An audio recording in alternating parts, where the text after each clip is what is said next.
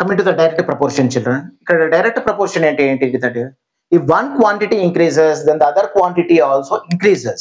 If one quantity decreases, then the other quantity also decreases.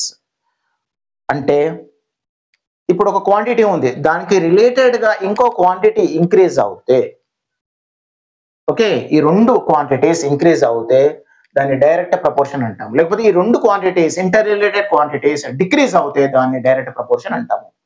If one quantity increases, then the other quantity also increases. If one quantity decreases, then the other quantity also decreases. This is called the direct proportion. Okay, children? ఇప్పుడు for example ఇక్కడ cost number of X తీసుకున్నట్టు అవుతే, number of X 1 అంటే okay, cost 6 rupees అనుకుందాం.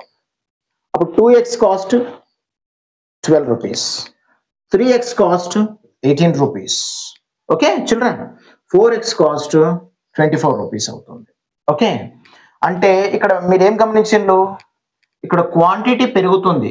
Okay, quantity పెరుగుతున్న కొద్దీ ఈ one quantity increases, దాని అదర్ క్వాంటిటీ ఆల్సో ఇంక్రీజెస్. అంటే 1 egg cost 6 rupees, 2x cost 12 rupees, 3x cost 18 rupees, okay, 4x cost 24 rupees.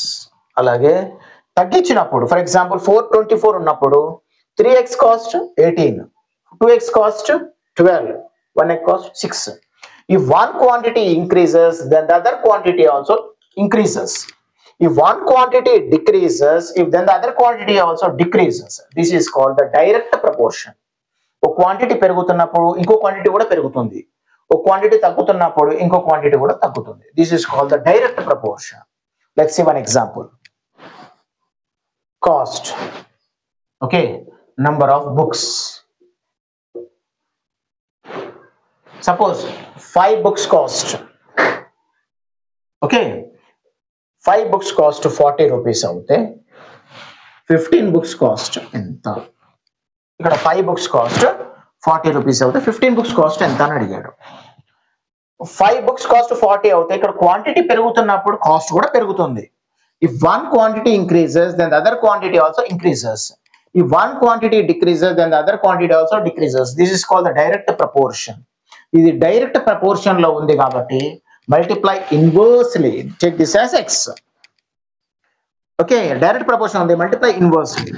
So ఇక్కడ బుక్స్ పెరుగుతున్నప్పుడు కాస్ట్ కూడా పెరుగుతుంది. Okay, multiply inversely. So children, x into 5 is equal to 40 into 15. ఈ 5 తీసుకొచ్చినట్టు అయితే x is equal to 40 into 15 by 5. 5 ones are 5 8s are 40. Okay children, so x is equal to 8 15s are, that is 120 rupees. So 15 books యొక్క cost 120 rupees అవుతుంది ఇక్కడ. This is called the direct proportion. Coming to the inverse proportion.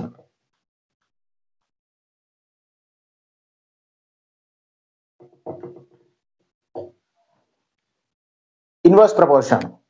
Children, ఇంతకుముందు direct proportion లో quantity పెరిగితే ఇంకో quantity పెరుగుతుంది, ఒక quantity తగ్గుతాయి ఇంకో క్వాంటిటీ కూడా తగ్గుతుంది.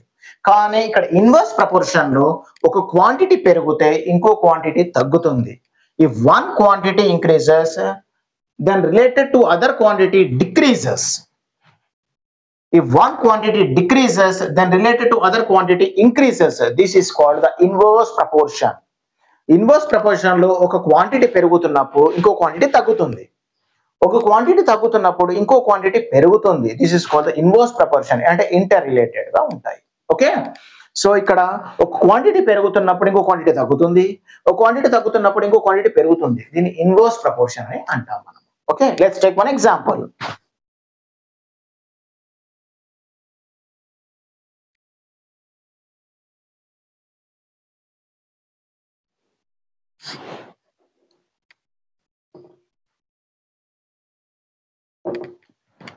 ఓకే, ఇన్వర్స్ ప్రపోర్షన్ లో ఒక ఎగ్జాంపుల్ తీసుకుందాం.